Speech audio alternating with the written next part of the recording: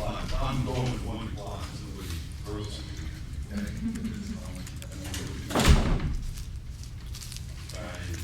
Just set up through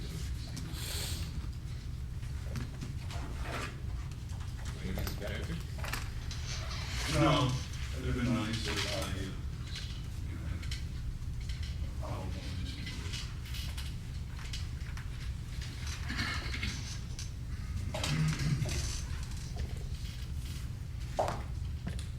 let me know when you're ready.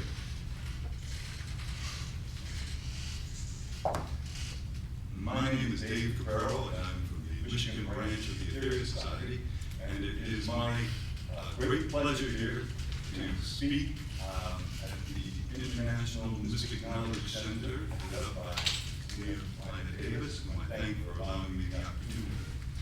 Today we're going to be speaking about the 9 freedoms, particularly the first 3 freedoms, which are bravery, love, and service. Now, the question could be asked whether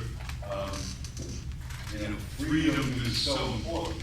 We have freedom, people could say, especially in this country, and a lot of us we have a great deal of freedom.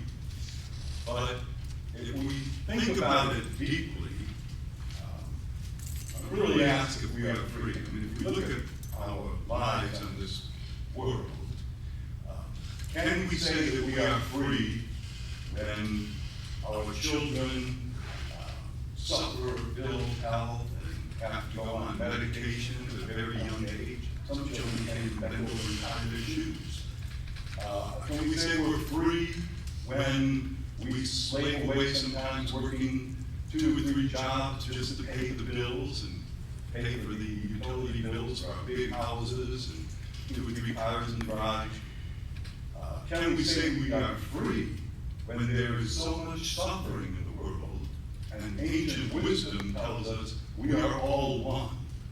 And if there's tremendous pain and suffering in the world, which is totally unnecessary, and we allow that to continue, the ancient wisdom tells us that sooner or later we will have to undergo limitation. So there are many, many reasons why we are not as free as it might seem on this planet. So bravery does become very, very important because fear is a tremendous limiting factor.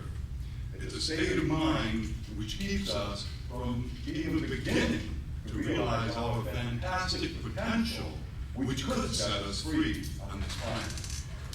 To eliminate all suffering, to manifest tremendous inner powers that we all have. But the absolute foundation to that is bravery. The first freedom in the 9 freedoms were given by Yoga Master Dr. George King in 1961. The first one being given on February 12, 1961, and the 9th freedom given on March 15, 1961. And these were transmissions from a cosmic being going under the pseudonym of Mars Sector 6, who has had the interest of humanity at heart for thousands and thousands of years.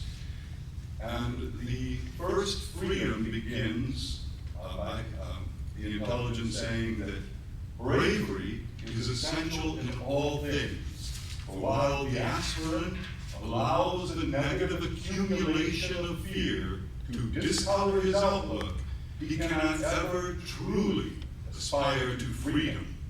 Think about that. He is saying that we can't even aspire to freedom without bravery.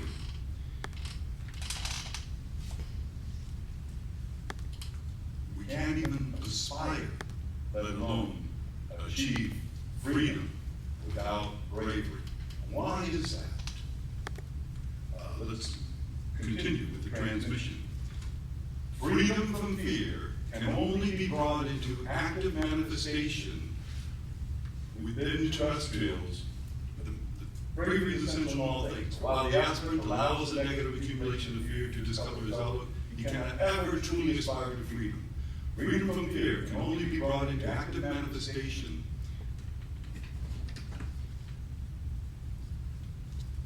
Only be brought into active manifestation. I'm reading a little back here.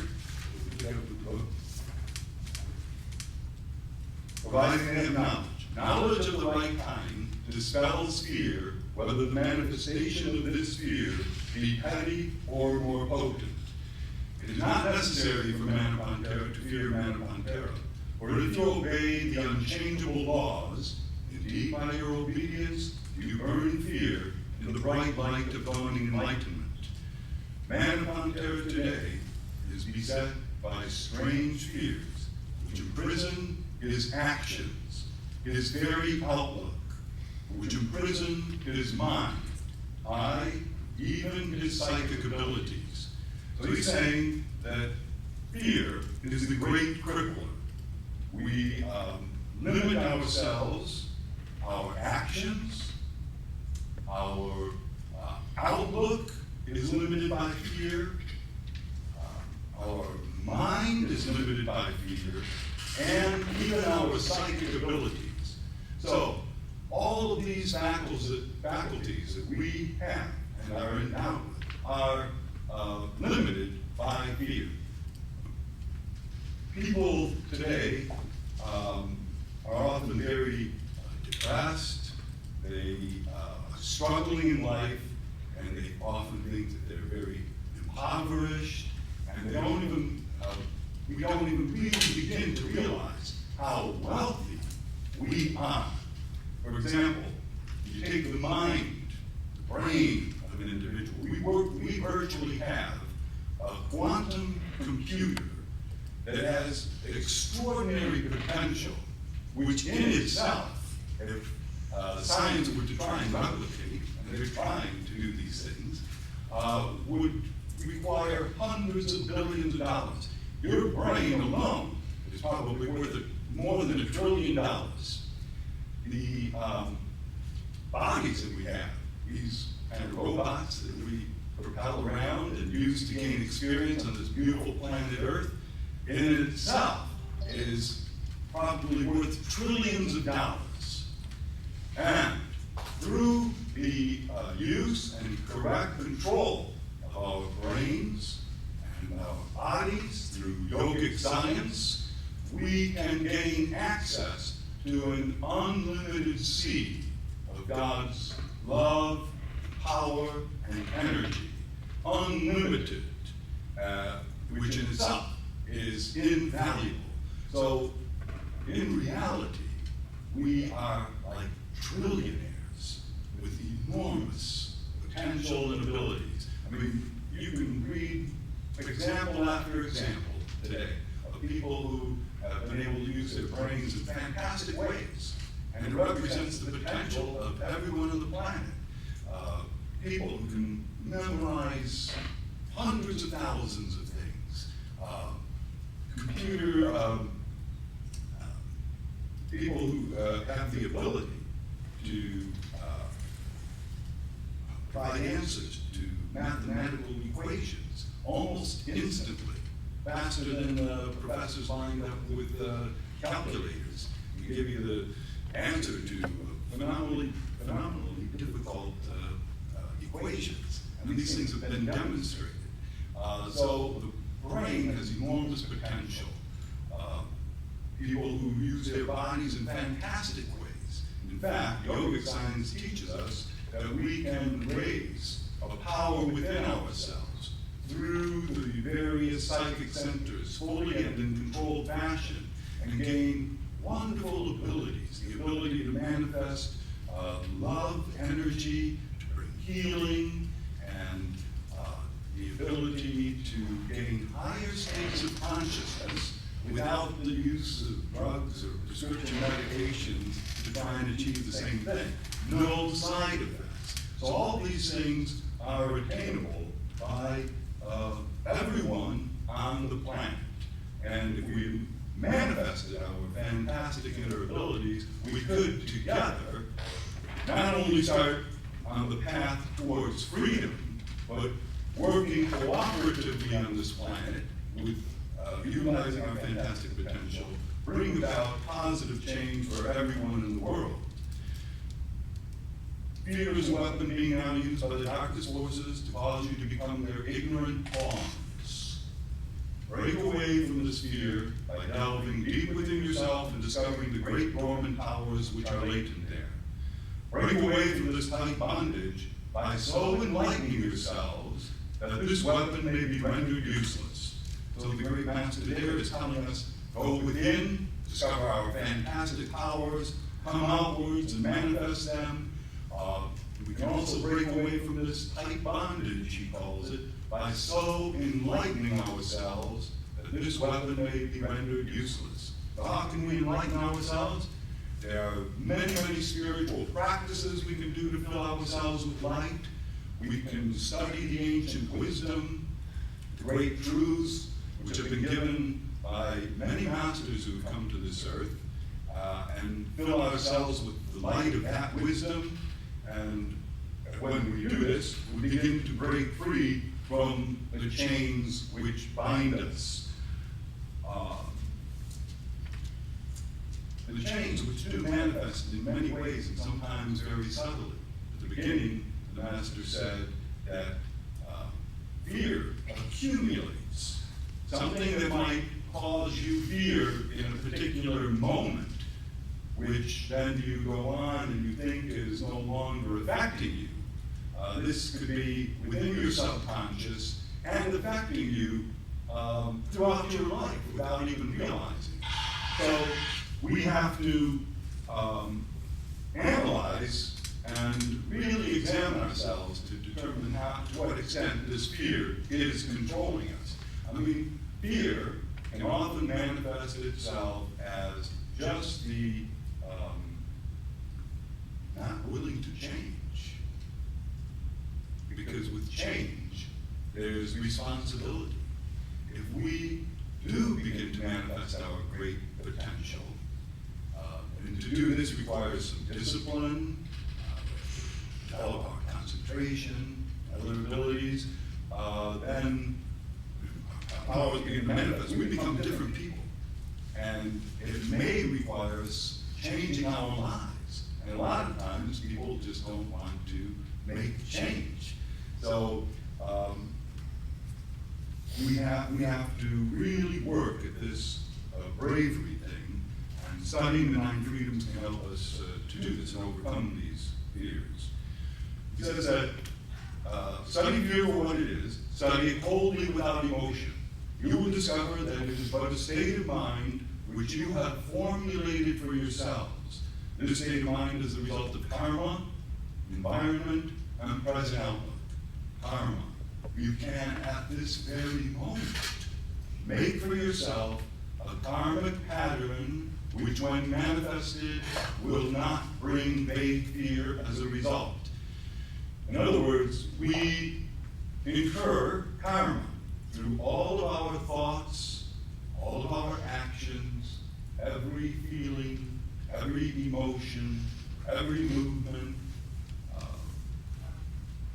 every action. There's equal and opposite reaction. And if we go through life, disregard the universal law, if we go through life thinking negatively, imagining always negative things, allowing the fear of others to affect us, driving down the road and somebody starts sending hate towards us, immediately we react in a negative fashion, we get highly upset and bring our own vibrations down. All of these things will tend to limit us and chain us, bring negative reactions to ourselves. But what the Master is saying here is that at this very moment, that's how we should look at it, we should just stop and think, right now, I can begin to manifest the karmic pattern for myself, which will not bring vague fear as a result. In fact, if I choose, no matter what is happening around me or in my life or what I'm feeling inside at the moment, if I choose to act right now, on this very moment, I can start acting, thinking, feeling, visualizing in positive ways. I can just realize I have a tremendous inner potential and begin to manifest this. I can think positive thoughts. I can, as the master theorist advises, be not sad, be joyful, be filled with spiritual happiness, and the fetters of your karma will fall from you. The chains will fall. Don't wait for conditions in the world to make you joyful. Don't wait for others to make you start feeling happy. He says, be joyful. Be filled with spiritual happiness. Base your happiness on the great truths. Within you is a divine spark of God, a spark which connects you to all light, love, and power. It gives you fantastic potential. This state of mind is called karma environment to present. Karma, because he says we can rise above environment. It is a changing thing. It is not real. All of conditions outside of yourself ultimately are not even real. So don't get too bent out of shape when your environment isn't the best. Remind yourself, ultimately, it's all illusion. Ultimately, there is only God and perfection. This is illusion. Even that illusion is God, but it's constantly changing. And it can change to become something better and better and more positive just by how we think. And we can affect our environment and not be overcome and too affected by it. Knowledge gained by adherence to the unchangeable laws and bring you to that stage of enlightenment which dispels fear. A state of mind to be changed at once for good or for evil.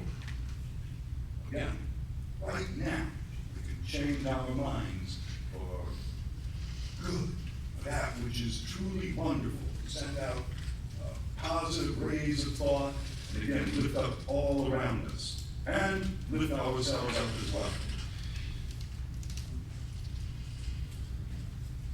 It is just as easy to have the state of mind unclouded by fear as it is to allow it to be warped by this intrusion. After thou look upon life, act in this way, and fear becomes non-existent. When fear has been transmuted in the fires of applied knowledge, tempered by love, you become wise. In your wisdom, there is fortitude and bravery. So Mars Sector 6 is saying, it's further defining bravery. In other words, you can go through life and have great courage, you can gain tremendous knowledge, and there are people who do this. And they're not necessarily always very good people. I mean, they're tremendously courageous people who have great skill, and they go through life totally absorbed by materialism, and they excel in that world. Mars Sector 6 is reminding us that bravery as a freedom requires that we have to not only transmute fear in the fires of applied knowledge, but that it must be tempered by love. So as we go forth on the path towards true spiritual enlightenment, we can't just go forward being courageous and stripping away all our fears and manifesting our inner potential, that we must do so in a way which uses the power of love, which is the second freedom, and which we will get to shortly. The first freedom, dispel fear, go forth and do bravery, and you will know many things, for you will have taken an essential step upon the ladder of evolution. Go forth bravely, you're stripping away the binding limitation of fear, you're cooperating with the universal laws, and you become filled with light, and you will know more and more.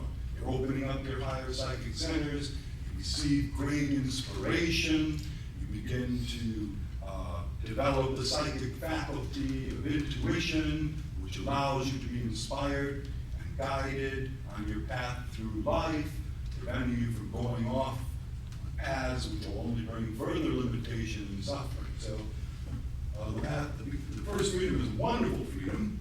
He goes on to say that there will come a day when you will be examined in this life. Prepare for tomorrow's examination now, and mastery will be yours.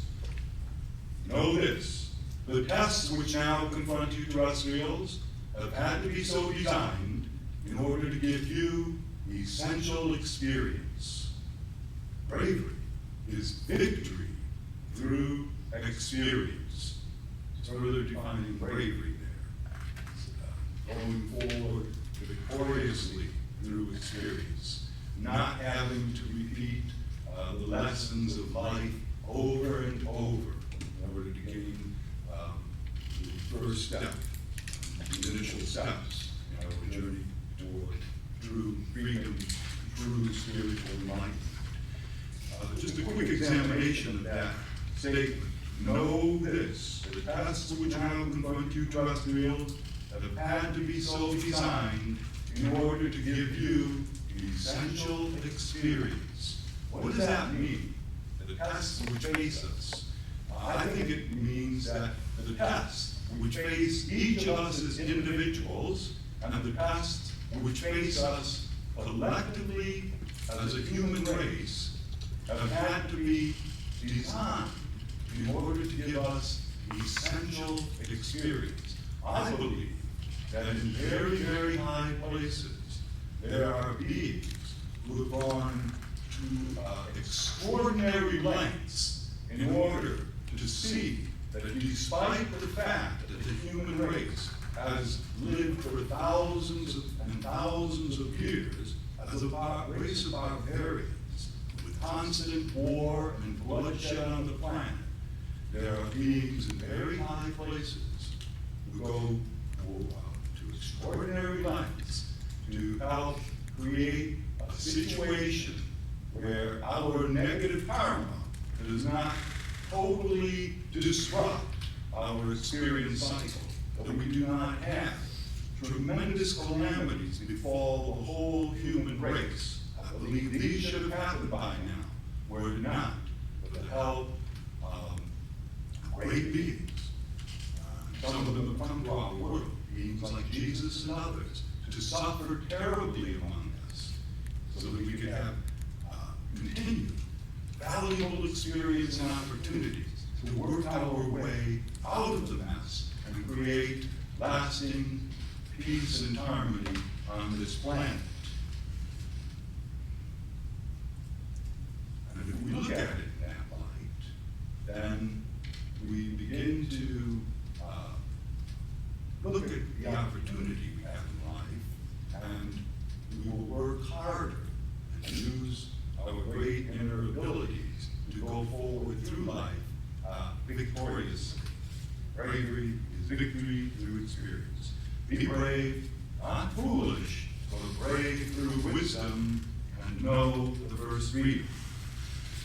That was given on February 12, 1961. And the second freedom, which is love, was given a week later on Sunday, February 19, 1961.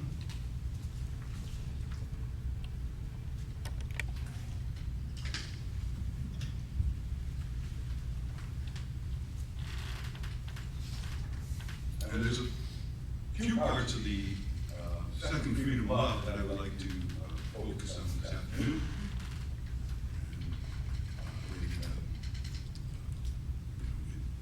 The freedoms are they're related. You can't just look at them as separate. The first freedom, bravery, we're told that when fear has been transmuted by the fires of applied knowledge, tempered by love, we become wise. Transmuted by the fires of applied knowledge. Knowledge is something that dispels fear. When we know about something, we're no longer afraid of it. We start to eliminate fear. But it has to be tempered by love. So the second freedom is love. And Sector 6 says that upon terror, this word is wrongly used.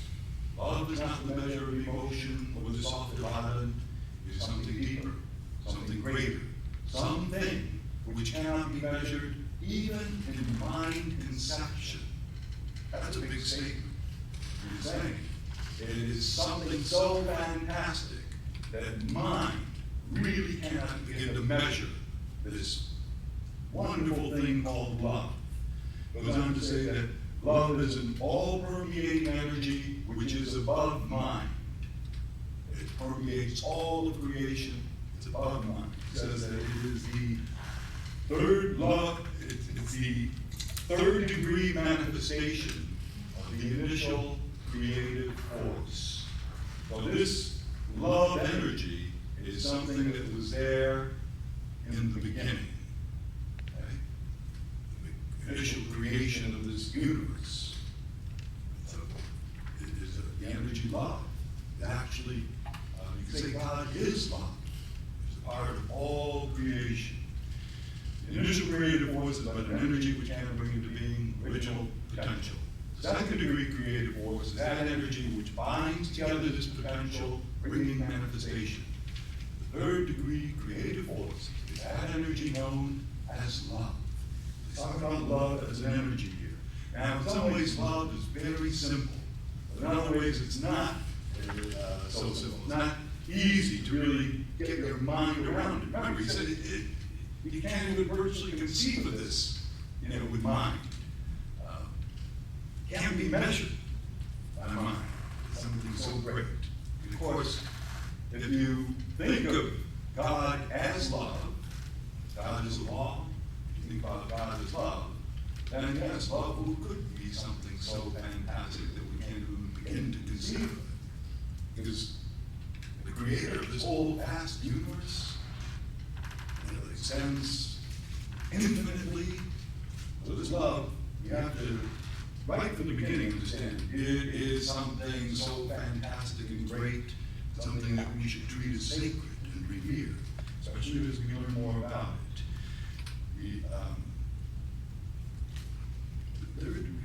Freedom from hate can only be brought into active manifestation by its exact opposite polarity. Love is the exact opposite from hate when in basic manifestation. Now, Mark chapter 6 talks about love in relation to hate a few times in the second blessing. And I was thinking about that one day and wondering, most people who are reading the 9 freedoms probably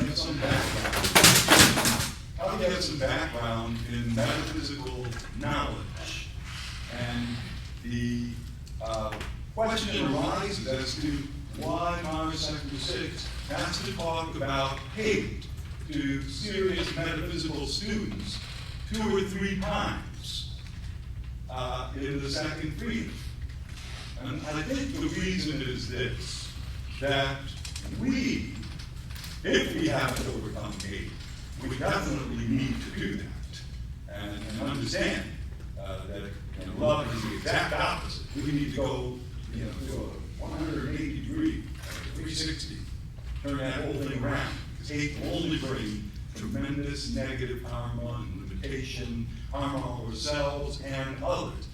But I think more importantly, he is telling the serious metaphysical student, the aspirant towards true spiritual enlightenment, that love is the exact opposite.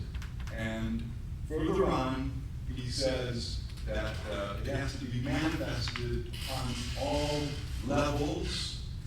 And as he goes on, we get the feeling that to really begin to manifest the power of love, we have to manifest this in all of our thoughts and actions. It has to become something that's a virtual part of our being. And then we can be protected from hate. Because we do exist in a world where there is a great deal of hate. There are people that hate each other within families. There are countries that most of the people in that country hate the other people in another country. And I don't have to tell you, there are wars that are continually going on in this planet, which cause tremendous amount of hate to be radiated. When that happens, we are affected, and we can be somewhat protected if we live according to universal law, if we think positively, if we do certain spiritual practices. But we have to manifest love always in order to never be affected by hate. To not be affected by hate when we sleep.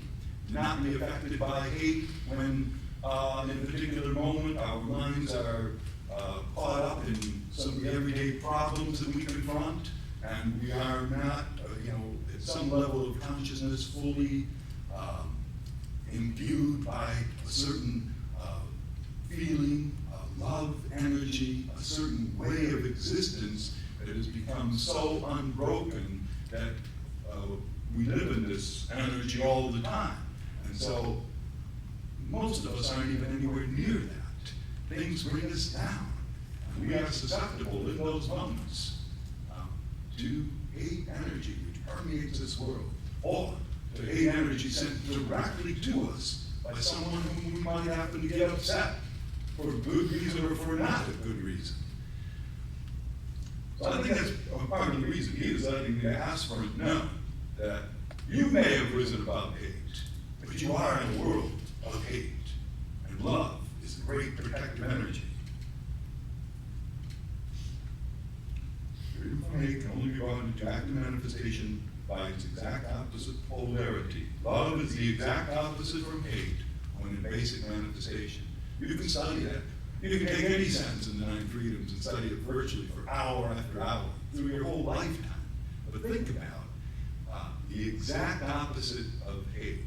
Think about if we want to learn about love and the manifestation, we have to study all the different definitions here and suggestions given by the Cosmic Master. Somebody who is hating is sending out, they're very focused, and it's all extremely negative. It's like they want to harm you, and it's a tremendous dynamic force. A person might normally be quiet and meek if they get into a certain state of mind and get into a hateful approach, and what that energy that they send out is extremely harmful. What would be the exact opposite of hate? If you are manifesting love, you are so far away from that. You are radiating something that's going to be a beautiful energy. You are going to be helping. You are going to want to raise up. You are going to want to shed light where there's darkness. If someone sends negativity towards you, you are going to send them love, because you know that love is a mighty, wonderful power that is far greater than hate and will transform them. So it's good to think about these things deeply, and that plays right into the next couple of sentences. He said, yet it is more than this, much more. So he's saying it's much more than even the exact opposite of hate. Being as it is, an energy which has different octaves of existence, it is mutable and transmutable upon all of these levels back to its one basic source. And notice he says it's mutable. Virtually all of the energy creation is love energy, but it's been mutated and it's been brought down. It's mutated. You can take energy that flows through this universe, sacred energy from God, and you can use that energy, and you can think bad thoughts and condition it and lower the vibration, lower that energy. So it is mutatable. But he finishes by saying he says it's mutable and transmutable upon all levels back to its one basic source, which is God. So he finishes in that way. You can mutate all you want, but eventually that energy is going back to God. And he says it's mutable and transmutable upon all levels back to its one basic source. Thus, it is the great energy of the cosmos. So he's talking about different levels. We need to think that we need to manifest this love energy, not just, when we're feeling and maybe talking with people or trying to help people. We need to be manifesting this energy to create a wonderful, harmonious, peaceful world through use of that energy, not just in our actions, speech, but in our feelings, in our visualizations, and in the way that we use all energy. And breathe in this energy and breathe out life. So that if we live our lives in alignment with universal law, always striving to manifest love in all of our thoughts and actions, we take energy upwards and make it into a beautiful thing called love, which is the mightiest power in creation. It's about, so he goes on to say, freedom from hate can only be brought into being by the manifestation of love upon all levels of existence. Love is natural energy, all pervasive, greater than mind, so therefore it can be contacted and brought into active manifestation by all terrestrials. And then he goes on to say that love is the transmuter of war. It is the creator of peace. Love as such is the healer of dis-ease. So when you see war, whether it's in your family, your community, or between countries, or in our world, it is love which will transmute that situation. You can have a cessation of hostility outward, war outward, but if love is not manifested, and there is not a change in hearts and minds of people, and hate is still being radiated, the war goes on. And sooner or later, it will manifest again. I'm going to tie this back to the first freedom, where Mona Sector 6 said that the tests which now confront you terrestrials have had to be so designed in order to give you essential experience. We might not like the tests we're going through, individually or as a human race, but all of these tests which face us, and there's a lot of pressures in the lives of individuals in this world. And there's tremendous pressures on the whole human race. We face tests from all different angles, whether it's environmentally, whether it is in international relations, tremendous technologies which can be used to destroy this world and all life, not just nuclear power, but other things that are being done right now that people with limited funds and knowledge can get their hands on, and as they develop these things in the coming decades, a few people can destroy the world. The total poisoning of our food, so many problems, our water, our air, burning the fossil fuels, which puts out uranium and mercury into the atmosphere and the water, so a pregnant woman can't eat tuna, all of these things, and more cases. But what these tests provide us is the opportunity for us to go within, discover our great inner powers, and bring these outwards to help the world. But these tests are so powerful today that is enough. We have to do it in cooperation with other people in order to have far greater power to overcome all of these tests that face us. And that's not even enough. We have to be able to do this in a way which is strategic. In other words, we can't just do what we want, or even if it's good. Today, these tests are so pointed.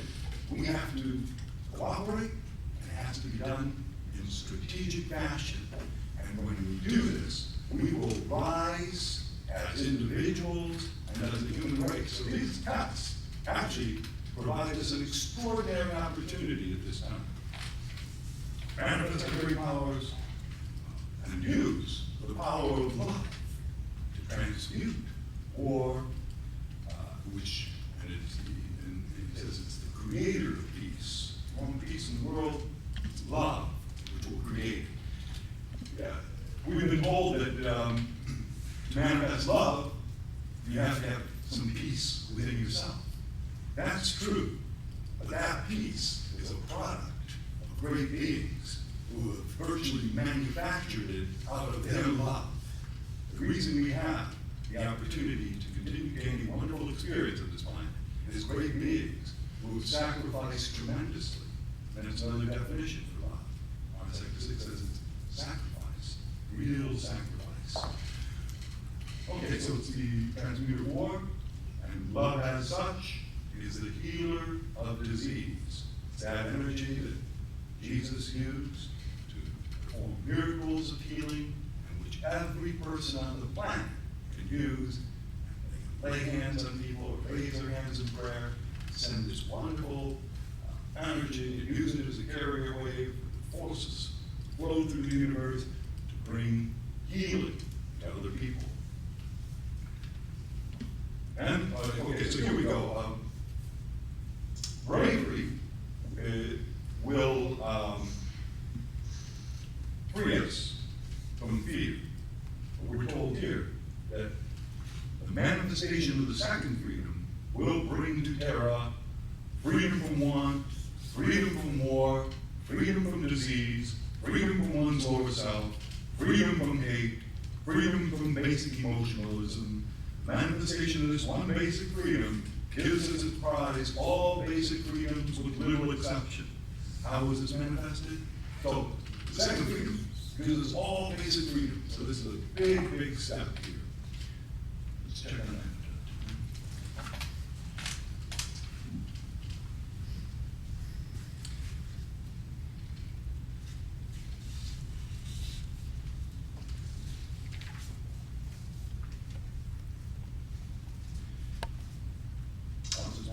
Love is more than a state of mind, it is a state of whole being. When terrestrial man begins to realize his true position in the cosmos, he must then begin to manifest this great power.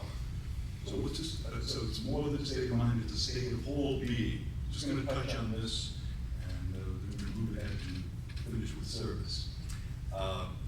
It's a state of whole being. You can look at this in different ways. If we're going to act in life with our whole being, this is not just our conscious mind, subconscious mind, our bodies, brain that we're acting with. We want to live with our whole being. We have to understand that within us, that part of the attributes that we were endowed with, that we inherited, okay, is divine spark of God within, which connects us all light, love, and power. That within our hearts is a flame of the Creator itself. We have, as part of our makeup, that which gives us the ability to act in the light of tremendous wisdom, God's purest love, and we can bring this into manifestation in our world through love. If we begin to realize this and open ourselves up. Yoga is one of the great ways of doing this, and through the International Mystic Knowledge Center here, we can learn an awful lot about exactly how to do that. The state of whole being is also the realization that we are a part of the whole universe. The universe is a sacred living being, and we're like little cells in the body of God. If we begin to realize that we're a part of this whole being and live and act in accordance with the laws of the universe, we begin to act more like the greater bodies in the universe, our very suns that can send through themselves tremendous energies of the universe and light up whole solar systems and gain experience through energy to maybe trillions of life forms. So we begin to then realize that we cannot disregard universal law, become selfish, closed off, that we have to live in unselfish service, radiating love, and as we do this, we begin to evolve ourselves, our great potential begins to manifest, and we are now further on the path to true freedom. Okay, there's much more on freedom of love, and of course all of this can be studied in greater depth and detail in the book called The Nine Freedoms. The third freedom is service, which I'll touch on briefly, but Mara Sector 6 says right at the beginning that it's, service is freedom from selfishness. In these days there is much service which is vitally important to terra. There are few servers. There are few people who are actually devoting their lives in using the power of love in very practical ways. Service can be defined as love in practical action, or love in strategic action, if you will. And I talked about earlier, the test that faces us today requires that we use the power of love, not just in any fashion, but in the most strategic ways possible, if we want to overcome the problems that face us, bring about true, lasting peace and harmony. Mara Sector 6 says that the greatest yoga is service, the greatest religion is service, the greatest act is that act done in service. Kill possession, transmute selfishness into service for others, and your reward will come. Enlightenment, like the break of dawn upon the darkest night, will cast the shadows of that night before it. Serve, and you will become enlightened. Serve, and you will be practicing true selfless love. Serve, and the mighty power of Kundalini will rise in natural, unforced fashion and open the chakra jewels of your higher bodies. In will pour inspiration, and you will be standing on the verge of the initiation into adeption. Because there are no words great enough to describe the wonder of service. But that's a big statement. No words can even describe the wonder of service using the mighty power of love, practical action upon this planet. Love and practical action, he says, love is the result of applied spiritual logic. Service is the result of applied spiritual logic, and that is the jewel in the rock of attainment. By your service, you can help to heal those who are sick, and you should. By your service, you can give encouragement and strength to those who are weak and depressed, and you should. By your service, you can throw a dazzling beam of scintillating white, vibrant energy into the darkness of a suffering world and raise it.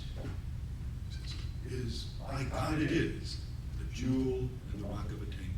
One person who is rendering true spiritual service, not self-delusion, but true spiritual service to those who need it, is worth 10 who retreat from the suffering of others in order to bring about a state of joy and peace within themselves. This declaration do I throw into every mental realm. I would inform those aspirants who, in total disregard of human needs, retreat into the wilderness, come you hence, you are fools. Service, my friends, is greatness. Serve and be everlasting. Let's do that. Wednesday, February 22nd, 1961.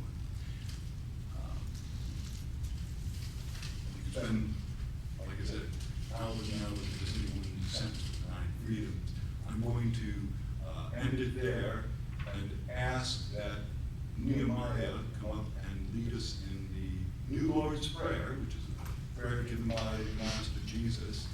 And as this is a form of service, one thing we can all do, we may not be able to stop leaders of the world from dropping bombs, but what we can do is we can send out the power of love as tremendous a spiritual power through prayer and raising our hands, send this love energy, there's ways of doing it, through the hands and from our hearts, the chakra of the heart. And this energy will then help to lift up, inspire, and heal, and help to bring peace. So this is one of the fantastic ways of giving true spiritual service. As Metaphysical said, you can send out into the world a tremendous beam of scintillating white light and raise it. All right? Okay.